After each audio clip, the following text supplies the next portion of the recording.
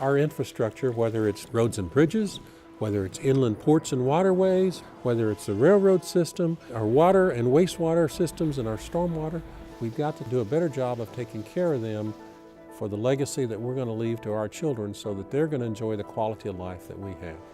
We've got to get people's attention.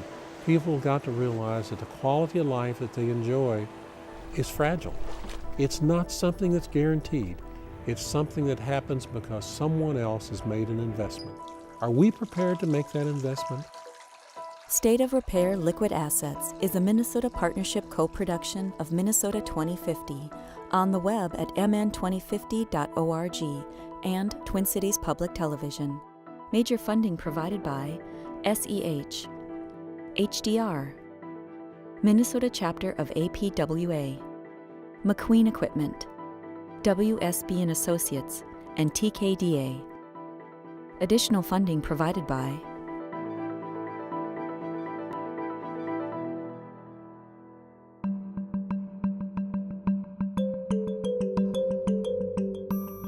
In the daily lives of Americans, there is a great reliance on systems built in the mid-20th century, and in some cases earlier. As America grows and people move away from small towns, as resources become less finite, systems of infrastructure that have always been there will fail more often and could become too expensive for smaller towns to maintain. This series will explore Minnesota's transportation corridors, airports, inland ports, rail, and water delivery and treatment systems in an attempt to better understand how infrastructure is connected to our quality of life.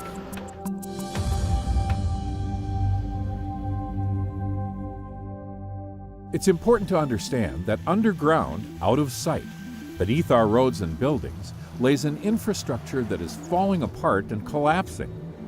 We all know that without water, life is unsustainable, but the average person really doesn't give much thought to our water and sewer infrastructure, except when it fails.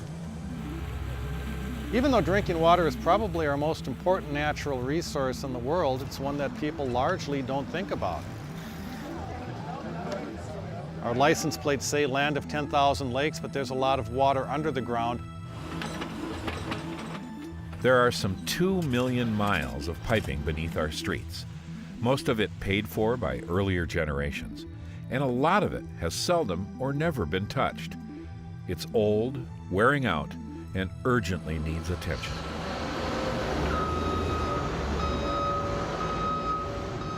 Coming up next, the state of Minnesota's liquid assets.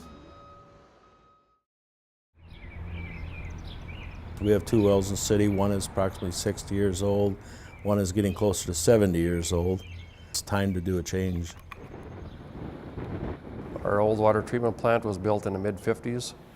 It was all steel, a lot of corrosion, a lot of rust. We got 1.5 inches of rain in the spring and I had to do an emergency bypass. If you have 1 gallon of sewage and you add 7 gallons of rainwater, you suddenly have 8 gallons of sewage. These communities are really kind of behind the 8 ball when it comes to matching up their needs with the available resources. They're really living on borrowed time because there is going to be a failure. It's not if, it's when. The total need within the next 20 years, $6.9 billion. So from a political standpoint, every politician wants to keep rates low, and they want to tell their constituents that they can have quality services at the lowest possible cost. Unfortunately, what that has led to is political decision-making that has underinvested in the capital of our water and sewer systems. And so for decades and decades, politicians have gotten away with lower rates, which is popular with the voters, but the integrity of the system has declined to the point that we're now seeing tremendous increase in costs to fix a broken system. Our crews go out and we'll do the temporary repairs, try to keep it in service until we can get that onto a capital project. This is a feeder main coming from our plant that brings the water in from Lakewood Treatment Plant.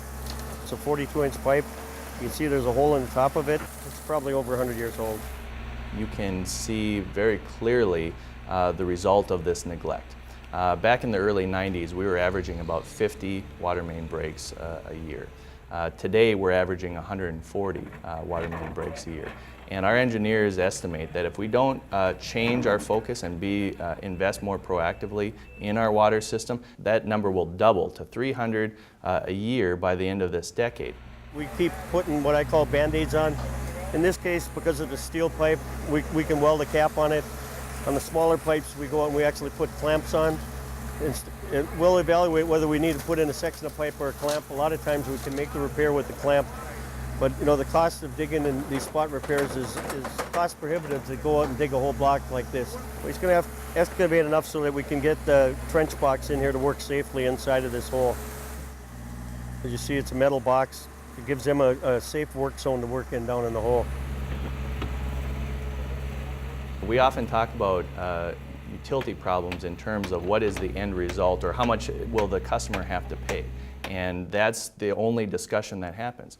Instead, we can say, we know that water main breaks are disruptive to our community. They're disruptive to homeowners, they're disruptive to business owners, and they're very expensive to fix. Looks like we might have another leak down below there too.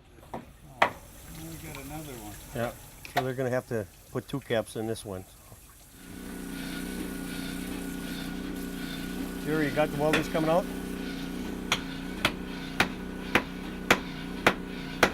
The unfortunate thing here is, you know, with the old aging infrastructure, this was just repaired less than 2 years ago, and now we're back here again.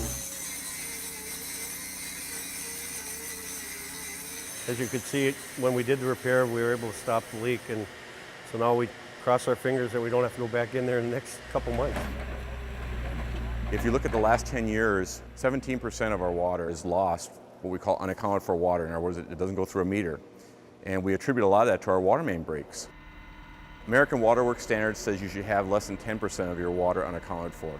We have pipes that are over 100 years old in the ground right now on that, and we're looking to try and replace all that infrastructure as best we can, but we also have pump stations that are 60, 70 years old as well too, so we need to replace that infrastructure as well too. It's the role of city government to build a solid infrastructural foundation with which businesses can thrive and economy can grow on. Elected officials get really caught up in the idea of reasonable rates, and they forget about the fact that we first need to talk about reliable rates and making the system reliable. Businesses want predictable rates, and citizens want stability, and we all need stability. So the goal is proactive long-term planning and engaging the public in an educational process so that we can hopefully get the public to agree to raising the rates. For decades, it's been cheaper for us to patch the system than to reinvest in it. And politicians are so often rewarded for short-term thinking. This requires long-term thinking. And so you need to be very deliberate about connecting with them and saying, here's the systems that we all depend upon and that are a shared asset for our community. And it's important that we invest proactively in that. Otherwise, we're going to be expending a great deal of ratepayer dollars fixing what's broken. For some small communities like Hoffman and Brandon, the best choice is to find a way to replace or modernize their aging system with new equipment. But finding ways to pay for the upgrade can be daunting. The population of Hoffman is 681 people, and it's mostly a bedroom community, and so most of the people work within the area. We had replaced most of the electrical, all of the pumps several times. Everything was rusting and it was in bad shape, needed replacement. Brandon is approximately 450 people, has stayed fairly steady. Probably in the 30 years I've been here, it's pretty much the same population. Our tower is approximately 60 years old. Our treatment plant's probably in the neighborhood of 40 years old. So everything, it's went to its useful life so far. When we first started this project, we held some public meetings, letting people know what we're looking at doing.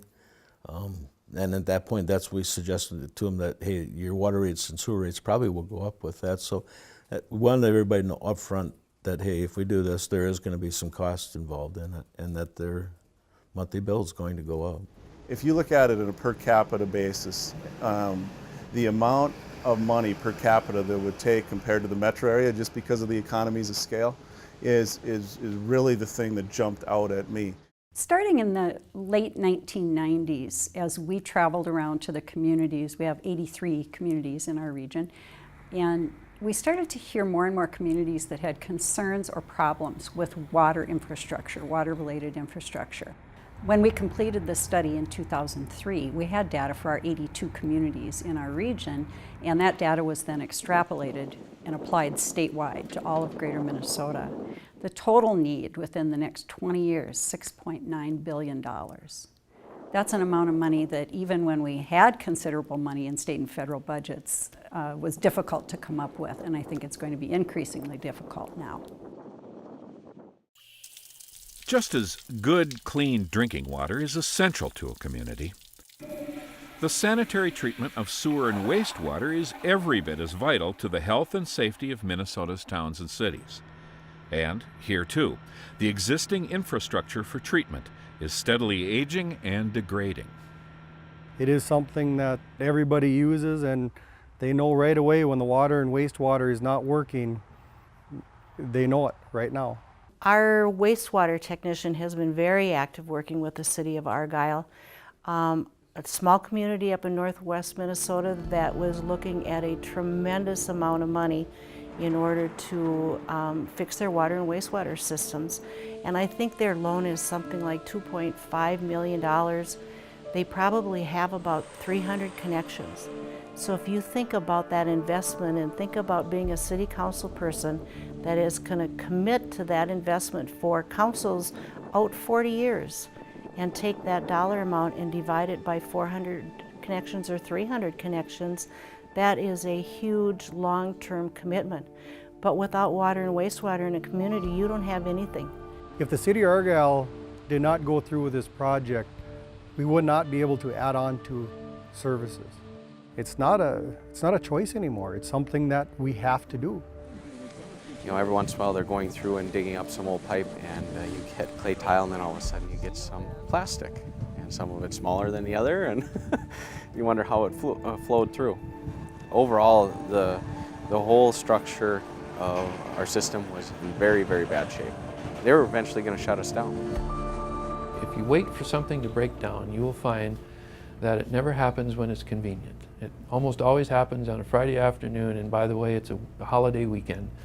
And your parts suppliers, if you didn't think to stock up for the repair part you might need, they're not available.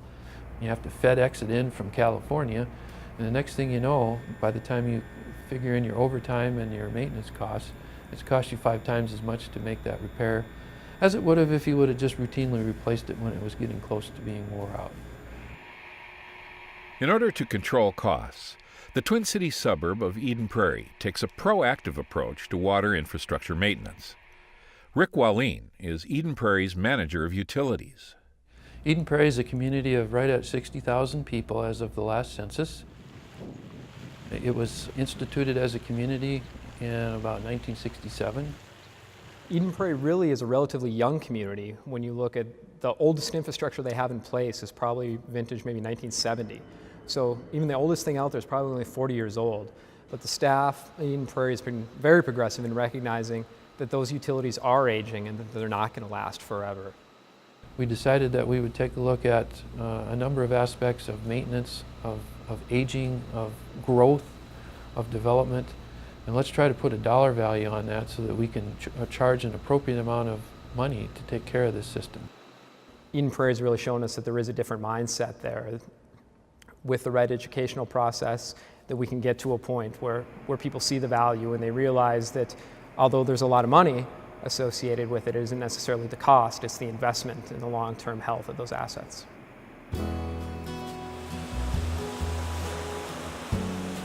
One of the challenges that the Western Lake Superior Sanitary District has been dealing with is excessive inflow and infiltration. Inflow is a direct connection to the sanitary sewer system. In other words, it allows clear water, whether it's precipitation, groundwater, snow, to go directly in. It's intended to go that way. The other eye, infiltration, deals with unintended ways that water gets in. Duluth has this unique situation in which it's 64 square miles but it's 30 miles long. So it's a long, narrow strip along Lake Superior. It has an elevation differential of up to 800 feet from the top of the hill to the lake. So that means any flooding, the water is at the lake instantaneously. That means that the sewer pipes fill up very quickly because of gravity. So Duluth was faced with the problem of how do we make sure that we don't pollute this outstanding national water resource and deal with our I&I problems. We were mandated by the EPA and the Department of Justice to eliminate sanitary sewer overflows into Lake Superior by 2016.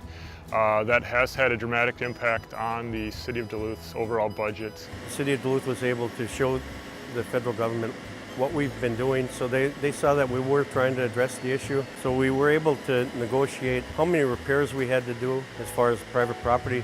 We've set up a system in which the City of Duluth gives a grant to these homeowners to make those improvements and help them out and kind of spread the costs across the entire community, because everybody benefits from eliminating sanitary sewer overflows into Lake Superior. The overflow tanks that we've constructed throughout the years allow us to store the sewage before it has the opportunity to exceed the capacity of the system and enter Lake Superior. The tank behind me was built specifically to stop an overflow at 2 different locations within the city. Typically, the tank will be empty 98% of the time, so it's only got water in it during heavy rain events. And so as soon as the rain event's over and we're able to, we'll pump all the water out of the tank, back into the collection system and off for treatment. Once we accepted that we needed to do this within the time frame mandated by the EPA, we got aggressive, we pursued funding. We were able to get funding with the help of the state and the federal government, and that helped substantially in us being ahead of schedule with the time frame. When Duluthians talk about why they choose to live in this city, the first thing that they often mention is that connection to the lake. And they take on the responsibility for protecting Lake Superior. In the Twin Cities, the Metropolitan Wastewater Treatment Plant is responsible for coordinating and treating most of the sewage produced by Minnesota's largest urban area. The Metropolitan Council provides wastewater treatment services to 105 communities in the metropolitan area. The council, starting in 2007, implemented a regional I&I program which identified communities that discharge excess I&I, inflow infiltration, into the system. Golden Valley has a very high water table. A lot of people have sump pumps in their basements to keep their basements dry, and with the Met Council having a surcharge, which is what they did to cities that were contributing what they considered too much excess water, which they look at the water that we use through our municipal system and they look at what the meters say in our wastewater, and there was an imbalance there. We were contributing far more wastewater than you would suspect we would have based on our municipal water usage. Golden Valley was one of the original communities on the MCS surcharge, and that's for having excessive I&I. Golden Valley took a very proactive approach, and what's important about their story is they recognize that when we talk about I&I, generally 60 to 75% of I&I comes from private property. And that's because 60 to 70% of the footage of pipe is on private property. And so they took a very aggressive approach to talking to private property owners to make sure that they fix the problem. They came through, I believe it was in 2006, and established flow rates for the city. And where we fell in board, the surcharge that Golden Valley was going to be assessed was a $380,000 surcharge over a 5-year period, so a total about $1.9 million. The surcharge program really identifies an investment strategy or an investment plan, which you don't have to pay if you make that investment. But if you fail to make that financial investment in the community and you continue to have excess water leaving the system, then you do have to pay the demand charge. It's a lot of education. With some people, you're never going to make them happy and fix it because it's out of sight, out of mind. When I flush my toilet, it goes away and I don't have to deal with it, so I don't even want to think about it. A lot of people understand that it's part of the system of a home. And your sewer system is equivalent to your roof, your driveway, windows. You've lived in your home for 30, 40 years, you're going to have to replace all those things, and your sewer system falls in that category also. You have this activity you do every day. It's called flush your toilet. And when you flush that toilet, do you ever think about where it goes? Well, the first thing happens that when it leaves your property, it has to travel from your property to a sewer that carries it away, that joins with other properties. MCS is the government agency that's responsible for the collection and treatment of sewage in the 7-county Twin Cities area. There are 7 wastewater treatment plants in that system. The Metro treatment plant located south of St. Paul is the largest plant in the system. We have 6 other plants spread basically throughout the suburban area. Across the system, there's about 250 million gallons a day that are treated. Here at the Metro plant, we're treating a large percentage of it, about 175 million gallons a day.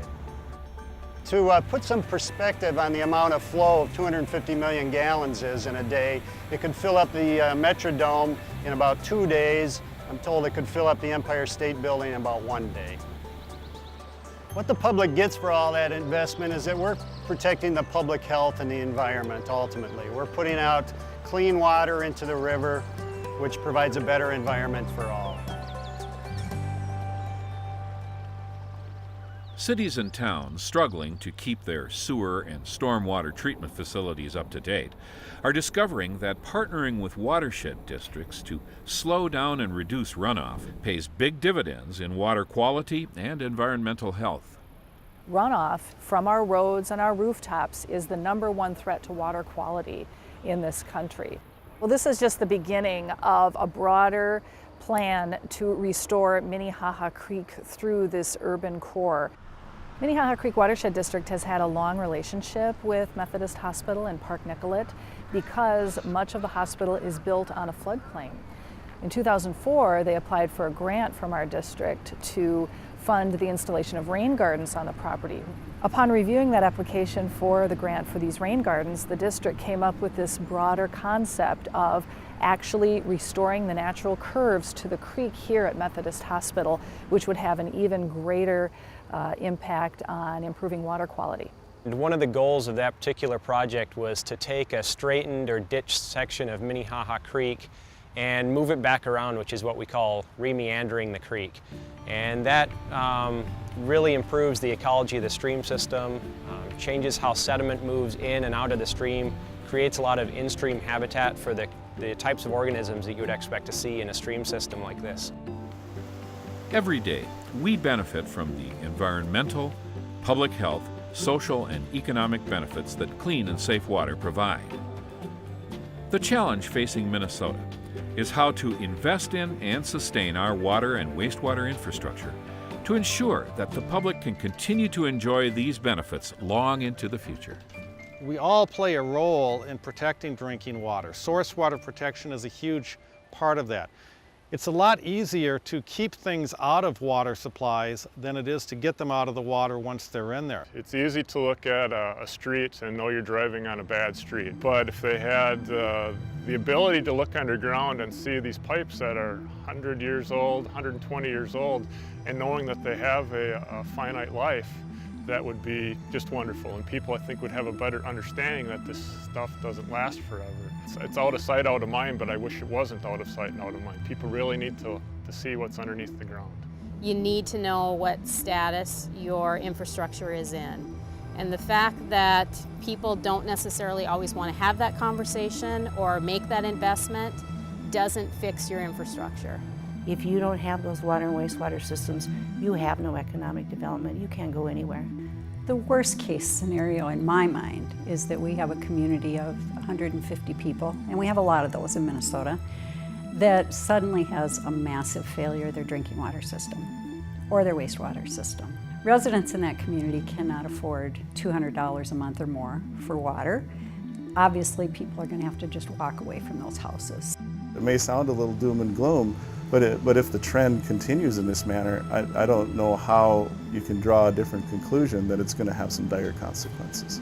Talk to people, talk to real estate agents, talk to homeowners associations, talk to business organizations about the problem so that people understand that there is a problem and it's the community's responsibility to solve it. I think we've become so distracted with the luxuries of life that we've forgotten about the necessities, and drinking water is important, and so is the reinvestment in it. It's just like the whole issue about litter. We want to pick it up. We don't want people to leave things in the ditch. If we don't take care of our infrastructure, we're going to leave all that in the ditch for our kids and our grandkids. And that doesn't say much about us.